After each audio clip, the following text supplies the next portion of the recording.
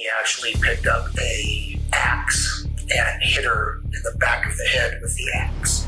This man becomes a key figure in one of the most bizarre cases involving Cecilia Finona. From behind bars, Jerry J's cellmate claims that Jerry allegedly struck her with an axe handle and placed her, still alive, into her own truck.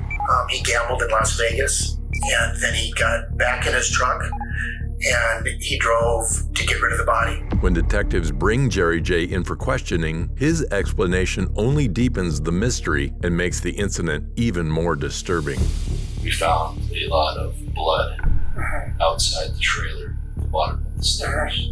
It's like I said, every day a man and a woman always have arguments. Not everything is going to be perfect, whatever. But the truth slipped in a secret told to the wrong person, and what it revealed was far darker than any ghost story. Would be putting this on your family. Behind me. Behind me.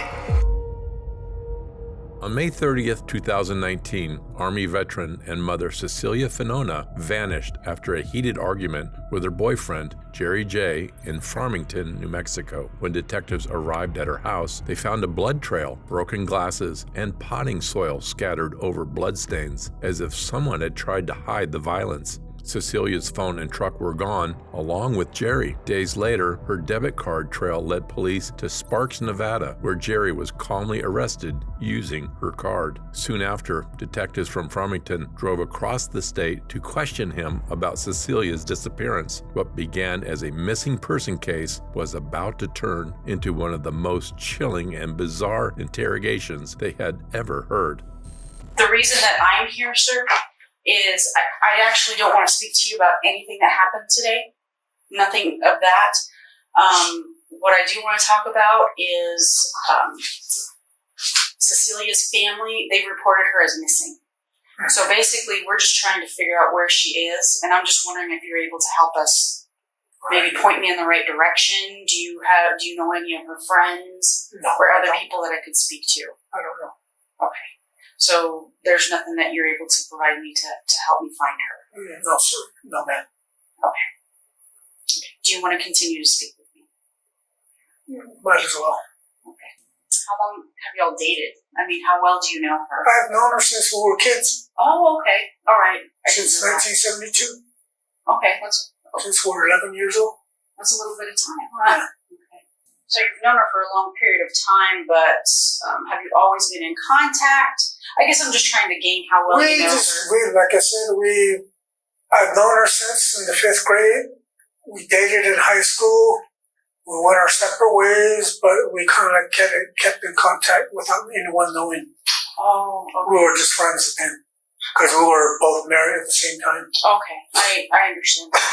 When detectives finally sit across from Jerry J., they keep the questions simple, and Jerry's reaction says everything. The moment he hears Farmington, he shuts down, pleading the fifth before they can even explain why he's there. He never asks why he's being questioned, but as detectives stay calm, Jerry suddenly shifts. Silence turns into storytelling, casting himself as the reasonable one and Cecilia as the unstable and troubled. But little did they know, his next explanation wouldn't just sound strange, it would reveal a darker pattern. No, I understand. Oh, before I say anything, can I see your identification? Absolutely. Yeah. I forgot to ask first. Absolutely. Trust me, I know exactly how you feel. Can you see? Sorry. I can't see you because I don't have my glasses with me. Well, no, but I mean, That's fine. You can pick it up and look at it if you want. I was just going to take this out so you could actually see it because the plastic makes it pretty difficult. After 10 years, you don't know who any of her friends are. No, she keeps it private away from me. Is there a reason that she's a... I mean... I don't know, it's just kind of my instinct, I think. Maybe it's just something going on, but I don't know. I think she was seeing somebody else too. But I kind of knew something was going on for the past 2 years. Okay. But I know she wasn't telling me the truth. Oh. Because, I mean, obviously, they're very worried. They're very upset and they're afraid because they've not heard from her. Yeah. So, do you know anything about her as far as like medical issues, anything like that? Because they're just, at this point, they're just worried that she's okay. You know, is it possible that she could have gone on one of her little journeys or whatever it is, and then maybe she's now sick or hurt or something's going on? I know sometimes she gets all upset with herself. Sometimes she just wants to be alone. Okay. Upset like how? Well, it's because the way she's told me, she's been in the military almost all her life from high school. Okay. You know us Native Americans and our religious rights. Yes, sir. We're not supposed to touch the dead. Correct. Those has been haunting her all to this day, and she still gets those dead people. You can always talk to a medicine man or whoever; they'll tell you the same way. She still sees all these dead soldiers that she's still see. In our religious right, you're not supposed to touch dead people, because if you do, it comes back on you, and you'll see all these dead people coming at you. Because I know sometimes she says that they talk to her, she gets scared. Okay. As the interrogation continues, Jerry tries to shift the blame away from himself. He tells detectives about Cecilia's unstable behavior during their argument. However, instead of expressing concern about her disappearance, Jerry drifts into a story so bizarre that even the detectives struggle to process what they're hearing. It's just like recently, you know about Skinwalkers, right? Yeah. They're no good. Nope, not at all. They came after me 2 weeks. What was it? Not even a month ago. Okay. They used my dad's. See, when my dad passed away 5 years ago, I forgot to put his denture away. I forgot all this time I was working. I kept it inside my storage unit on Montego. Somebody called me in early in the morning, called my name. I woke up and I told Cecilia, "Hey, did you call me?" She goes, "No." I looked around. So I got up, went to work, and I heard a whistle blown right through my ear. That should have snapped. That they were playing with my mind again. That's what do you call? You probably don't, you're not going to understand what we go through this call. This is called black magic. These are for real. It's black magic. Skinwalkers can run 600 miles in less than 30 minutes. Wow. They're quick and fast. They're called shift changers. I'll have to look it up. You're right. Human beings can come into animals just like that, quick. They can walk as a skinwalker, 6-7 feet tall, and back to a normal human being. Like they're walking. There's no good people. She understands. I'm sure you've never seen them, but you heard about them. I've hung out on the reservation a lot, and I've seen some things I can't explain. I don't know. I'll tell you this. When they were having her ceremonial done, when she first came back, it was like around 1 o'clock. I was sitting by the door. All her relatives, her mom were all in here. Medicine man was sitting just right down, and I looked this way. I saw a skinwalker walk right by the window with his whole... You're giving me chills when you say that. Trust me, man. A wolf's head, nose sticking out, walking like that on 2 feet. And that person went across. Our next door neighbor, Willie Brown, attacked them. Oh, man. So they had to call his brother to get it fixed. That skinwalker terrorized them real bad. So can I ask you a question on the skinwalkers? When was the last time that you saw one? The detectives sit quietly as Jerry takes control of the conversation, or at least he thinks he does. What began as a routine missing person inquiry turns into a strange monologue about their argument and hidden violence. Jerry, a member of the Navajo Nation, starts explaining skinwalkers, beings from tribal folklore believed to be shapeshifters. And just when the detectives think they've heard it all, Jerry claims he's seen one. But what he didn't realize is that the real monster in this story is sitting right in that interrogation room. Last time I saw one was 2012. Okay. That's when I was telling you about the ceremony. That's the first time I ever saw one. But I didn't see the face because they say if you see one, you're gone. You black out. You never know what hit you. You don't believe me. No, I think it wasn't because Because he's never grown up around it or been around it. It's different. This is what they call black magic. You guys call them witch doctors, whatever. Us Skinwalkers are the most powerful in the whole United States. More powerful than any other tribes. Anything you spit, your hair, your this, they use that against you. Your clothing, that's why they never told us never leave your clothes hanging outside. Oh, really? Even your own footprint, they can use that against you. People out there are bad people out there. Trust me. I believe you. So, well then let me ask this. When was the last time you saw her? So that we can, we're at the house. I left with the truck. Okay. What day was that? That was Friday. The detectives let Jerry talk, watching him twist every answer as he tries to take control and manipulate the conversation. Every sentence feels like he's circling the truth, but never quite touching it. But when the focus shifts back to Cecilia, the woman he claims to love, the mask slips, because beneath the deflection and half-truth lies the real force driving Jerry, the thought that Cecilia might have been hiding a secret. So, I mean, did she say that she had any plans? She didn't say anything. Okay. I know she was talking to somebody on the phone real quiet. She didn't want me to hear, but I could hear a conversation talking to somebody. They were talking real low. Do you remember what time that was? Probably at nighttime, maybe 10 o'clock, after 10. Okay. Yeah. So it was dark out? Yeah. Okay. Do you guys have a house phone? Is it a house phone, or does she have a... We had a cell phone. Okay. Yeah. And she was talking on that? Yeah.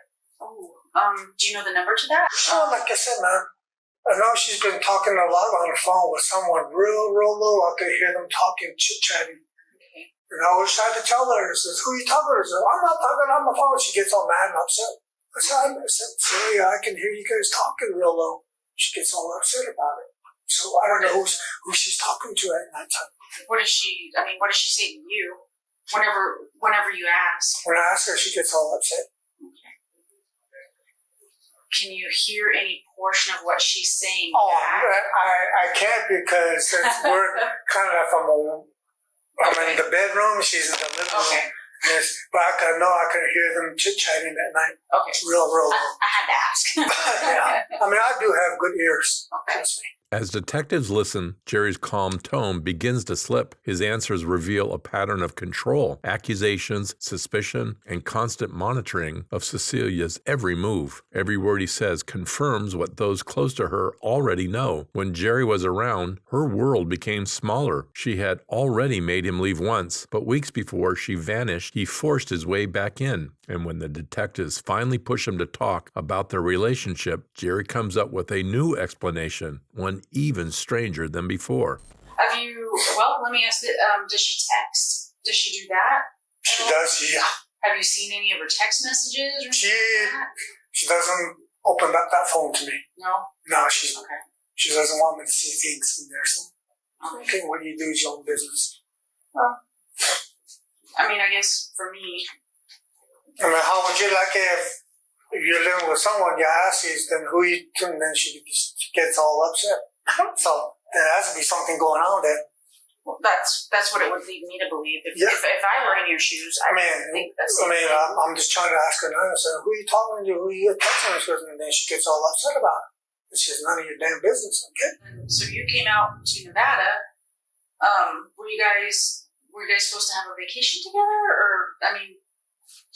No, so that's when on my own. She just gave me the credit card. Okay. So, I mean, this was just like a weekend trip. Well, actually, weekend. It's in the middle of the week, right? Yeah, it's in the middle of the week. Yeah, she just gave me the credit card, and that was about it. Okay. And I'm sorry, what day was that? What day did she give you the credit card? Friday. Okay. All right. Yeah. Okay. Did she say anything to No, you? she didn't say nothing. Nothing. Okay. Did you tell her anything before you I left? told her I was gonna. I'll be back. Okay. And that was it. I left. Alright. Like I said, you've described her frame of mind. I'm just trying to... She's just, like I said, ma'am, she's kind of like private. I don't know. We used to talk about those and everything got changed. She's kind of like keeping a lot of stuff to herself. When did that start? I'll say about over a year now. She's been doing that. But I don't say anything. You know, what she does is her business. That Cecilia was reported missing. Until now. You didn't know? Huh. So none of her family tried to call you, or? I don't even have my phone. Oh, okay. I left it at the house. Oh, your phone is at the house? Oh, okay. You came out with no phone? I can't survive. I've got two. I can't survive without mine. I don't even care for a phone. I'm not judging. I'm just saying I can't. I really don't get no phone calls from anybody. But I told her I was going to come back. Okay.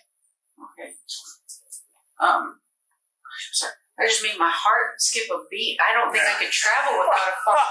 It did. I've done without a phone for a long time, all my life. I don't know that I could survive. To me, I think phone is really not. Probably only for a good purpose, but in a way, it's probably not really good. That's my point of view. So you'll get to the house and you'll have like 107 missed phone calls on your phone. I doubt it. Nobody ever calls me. I was only waiting for work, and that was about it. Well, I mean, from Cecilia's kids and everything. Because they've been calling and stuff. But Randy's was the last one I called. At this point, Jerry shifts from jealousy to justification. He paints Cecilia as unfaithful, claims she gave him her debit card, and insists he simply left town. But detectives see the pattern instantly. Jerry isn't confused. He is rewriting reality. And when that version starts to collapse, he pivots fast. Because when pressed further, Jerry doesn't just blame jealousy or misunderstanding, he blames something else entirely, something darker from his past. Magic is causing you to get upset with each other? Probably is. That's what Paul said, because it did stated that Anasazi pottery. No, it was on the deer bone that my dad was on there standing. They saw me kneeling down. My mom was right behind me, and the light like this, and then she was right behind there. All four of us. And what do you think that meant? It meant death to all of us. That's what they told us. That's what it meant. Because of the deer bone. Would be putting this on your family. Behind me. Behind me. Who's next to me behind me? Behind me, who's next to me? That one. Ask that person. My sister. Really? 3 attempts on my life. Had me killed. Didn't do it. Because we had medicine man fix it for me. April of last year, I got hit Saturday morning. Do you think that this perhaps has done something to her? I wouldn't doubt it. But she's hired people to do it, and she'll deny it. No, well, but let me tell you this. Some of us, I already talked to my cousin. I already told some of my relatives who's behind this. Just recently, my cousin Lorraine says, my cousin, her sister Gloria called me and goes, hey, all of a sudden your sister Debbie comes up. All of a sudden, out of nowhere. So it's kind of strange she don't come around and visit us or talk to us. The next day, Lorraine's dog died. Gone. Lorraine was upset. And I told her, don't let my sister in. Because what they do, they put some kind of tape underneath so they can pick up your particle hair piece. And they use that to go against you. and they can take you out. I mean, do you think that your sister could be behind the reason that we can't get a hold of Cecilia? I wouldn't be surprised because me, Cecilia, who else do you know about it? By now, the detectives have heard it all. Skinwalkers, black magic, and even accusations against his own sister. Jerry points fingers at everyone but himself, spinning superstition into an excuse that's falling apart by the minute. But when he's alone in his cell, away from the cameras and detectives, the story changes completely. Because when he starts talking to someone who isn't wearing a badge, he finally lets his guard down and tells the truth. And what he reveals isn't just a confession, it is a step-by-step account of how he murdered Cecilia Finona. So I guess I can start from the beginning. From the moment he came in the room, he told me that he had killed her. And he didn't tell me how initially, but he said, he's got it taken care of. And through the days, and especially after I left you the first time, because I didn't have all of the information, and he basically just spilled his guts to me. And it's kind of sad. I got a lot of information though. How she was killed, what he did with the body, where he traveled to. Just tell me whatever order you want to. Okay. Where you want. So I'll start at the beginning. I'll tell you, this is exactly what he told me. Okay. Exactly. He said that back in December, so her name is Cecilia. He drives a white Ford pickup. He said that back in December they started having problems because he was sure that she was cheating on him, and he didn't. He tried to deal with it back then. She kept denying it. Then one day, right before the murder, there was a cell phone in the bed. She wouldn't let him see it. She went to the bathroom. They got in a big argument about it. There was a physical altercation. And then he actually picked up a axe and hit her in the back of the head with the axe. And I mean, I tried to get some information when he told me that, like, damn, you cut her head off? And he said, no, he hit her with the blunt side of the axe.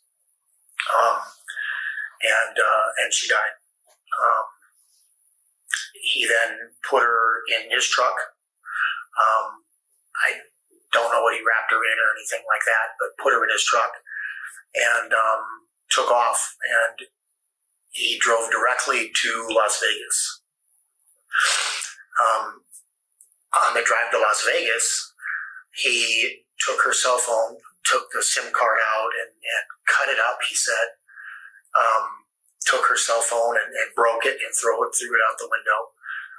I'm not sure if he did that to his own, but he did with hers. The bloody clothing and the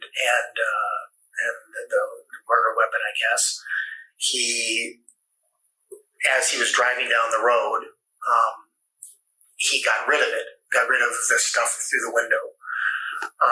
He didn't get rid of everything though, for whatever reason, and As the detectives dig deeper, the truth begins to spill out. According to the cellmate, Jerry confessed to everything, but what shocks investigators the most isn't just the brutality, it is the familiarity, because this wasn't Jerry's first time. Years earlier, he had killed another woman who dared to defy him, later boasting he had learned to do it better. The way he spoke about it wasn't with guilt, but pride. He had done this before and thought he could do it again, only smarter. And as his cellmate's story unfolds, detectives finally see the full picture. A man who kills without remorse, gambles with the body in his truck, and thinks he's gotten away with it. These are his words exactly. He drove to Las Vegas. He was going to post up at the Tropicana. He drove into the Tropicana parking lot, parked, and there were too many security. He still had the body in the back. He drove all the way from New Mexico, I guess, to Las Vegas. because there were too many. And he said he got there. He drove directly. I think he said he got there on a Friday. I want to say. So he couldn't stay there. He didn't feel comfortable. He ended up driving down the strip, just down the street from the Tropicana. Went to a smaller motel and parked the truck there. I don't know if he checked in, but he was pretty clear on the Tropicana thing. He said that he had parked and security had driven around and it made him nervous. He gambled in Las Vegas, and that evening, and then he got back in his truck and he drove to get rid of the body. He drove all the way to California, and I know so Barstow, I think, is what he said. However, he was in the state of California getting ready to get rid of the body, and some cars or trucks came up on him, and he got nervous and didn't do it because he was afraid that they would recognize the car or the truck if the body was found. He hopped back into his vehicle, drove back to Las Vegas, or damn near Las Vegas, and I tried to get more information, but it's kind of hard to ask, of course. And he said when he got near the military base, and I'm assuming it's Nellis, I don't know, but prior to Las Vegas, he said 15 miles outside of Las Vegas, he turned and was going to head up to northern Nevada, and right around Nellis Air Force Base. I'm guessing Nellis. He never said Nellis. He just said the military base. There's a couple of them there. Okay, well, I don't know that. Okay. He never said Nellis. He just said the military base. On the way north, and he drove off the side of the road, not very far, and dumped the body. Didn't bury the body, dumped it. He said that he caught a murder case years ago in New Mexico. Said that he had told his gal from the beginning, not to f with him because he's already, don't lie, don't anything like that because he's not afraid, whatever. And he just said that he knew what to do better, if you will. Okay. Everything the cellmate revealed lined up perfectly. The blood evidence, the phone records, even Jerry's route of New Mexico through multiple states to Nevada. Investigators finally had the answers they had been chasing for months. Jerry hadn't just killed Cecilia. He had driven for hours with her body in the back of his truck, gambling in Las Vegas before dumping her like trash in a remote Nevada desert culvert. After initial arrest, when detectives sat across from him again, they didn't need to prove what he did. They wanted to know why, because even with all the evidence in front of him, Jerry still had one more story to tell, one where he was the victim and Cecilia was the one to blame. Some questions about Cecilia. Cecilia. We got information to help us out here. Our main thing is locating Cecilia. Yeah. And I was able to speak with some of her family. Yeah. And they did mention there was issues, relationship issues between you and Cecilia where somebody was accusing each other of, I'm not sure if she was accusing you or you accusing her of cheating. Is that true? Yeah. Okay, was she accusing you or were you accusing her? I think we're both. Well, I look at it like this. I know she was doing it. Okay. I let it go for 2 years. Okay. She didn't think that I knew about it. I knew what was going on, but I let it go. Okay. And I wasn't about to get into it with her because I just look at her every day and she thought I was dumb and stupid. And I thought she was going to come out with it one day. She just kind of hit it. I knew what was going on, but to me, I said, it's none of my business. Okay. If that's what she wants to do, that's her own business. I'm sure you can probably look it up if you can get the, like I said, the phone number on the AT&T.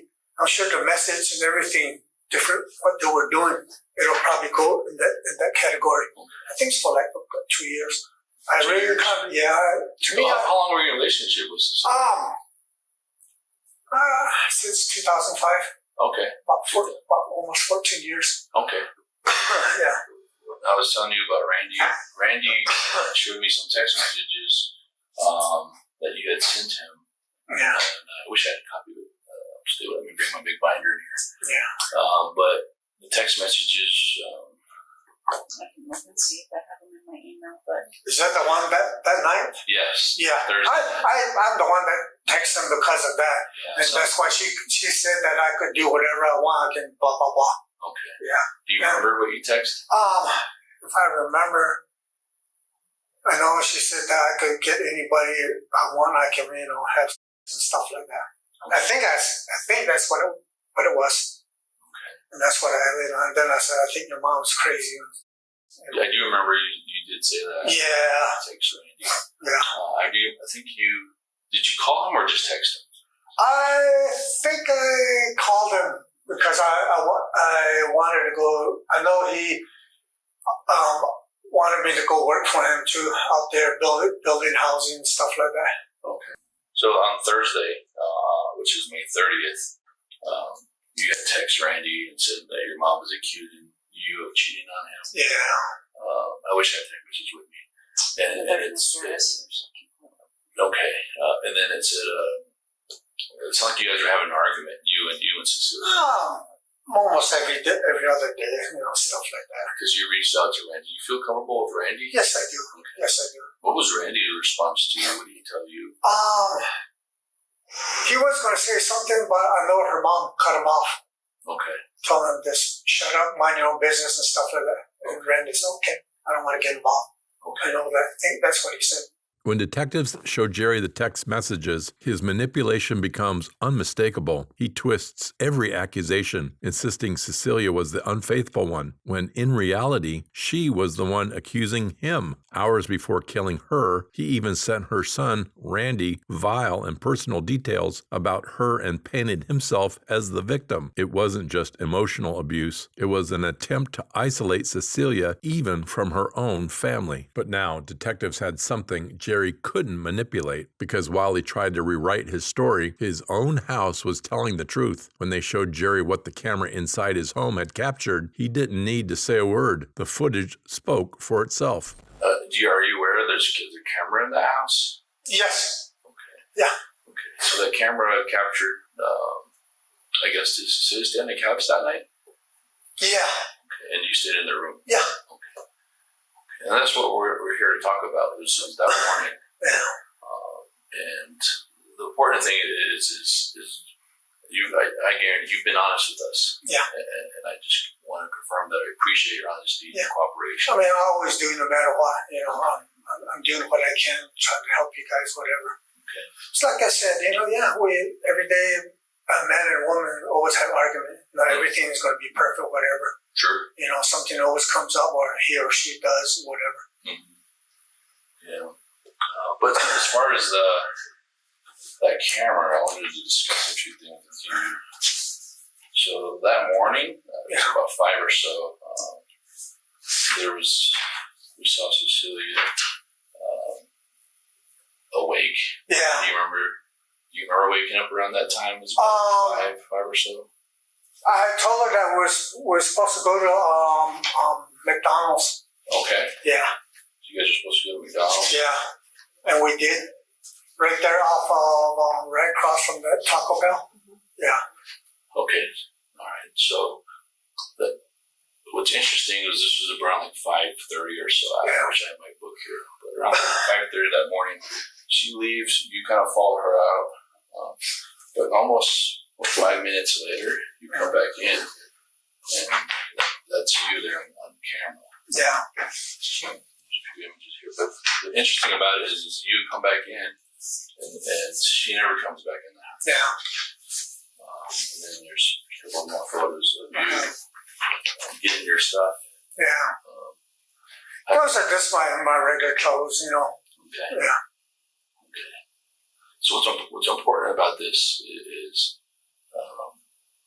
when we got involved in this missing person investigation, we found a lot of blood outside the trailer, at the bottom of the stairs. We also found a piece of her glasses. And then what we see in this video is you have what appears to be a substance on your pant leg. And like I said, your honesty is really important, Jerry. Yeah. Looking at this, we know something happened out there. Yeah. And just tell us what happened, Jerry. You know what? Let me deal with this prison sentence, okay? I know you guys are going to transfer me over there. Then we'll talk. Okay? All right. I'm just giving you my word. I would like Okay. you to let's take care right now if it's possible. No. I'd rather. Okay. Because they said that I got a lawyer present. I'd rather be with the lawyer first. Okay? All right. Okay. And you do have that right. Yeah. I wanted to share this with you. Yeah. Like I said, any normal person can connect these dots here. Yes. And I'm not going to ask you any questions. I'll continue talking to you. But like I said, let me deal with this first. When I get there, and then I'm sure you know that they're going to transfer me over there. And then we'll sit there and talk. Okay. And I guarantee I'll give you some answers. Okay. By now, the detectives had everything they needed: the texts, the lies, and now the camera footage and the jailmate's account. On the screen, Cecilia is seen leaving the house one final time, her phone in hand. Seconds later, Jerry follows her out. 5 minutes pass and only one of them comes back. When Jerry steps inside again, his pants are stained dark with blood. He changes clothes and moves objects out of the house as if trying to erase what just happened. Cecilia never returns. The footage doesn't just expose what Jerry did, it captures the moment his lies fall apart. Now, with the evidence laid bare, detectives brought forward the one thing Jerry couldn't manipulate: Cecilia's family voice, demanding the truth he'd tried so hard to bury. We deserve to know where our sister Cecilia is at. We're kindly asking. Not knowing has taken a toll on our minds and our hearts. Our niece and nephew don't deserve this. How can one tell their children that their grandmother is nowhere to be found? If you can find it in your heart, please tell us. We're seeking closure for our family. Cecilia took you into her home and helped you in so many ways. Can you find it in your heart to have that same respect for her? May you have mercy on her family. God bless you. The Barber family. So please think about that for the family. Like I said, let me deal with this. When I come back, I'll make sure that both of you will talk. Okay. I promise you that. Because I'm not going to go say stuff without a lawyer present too. So.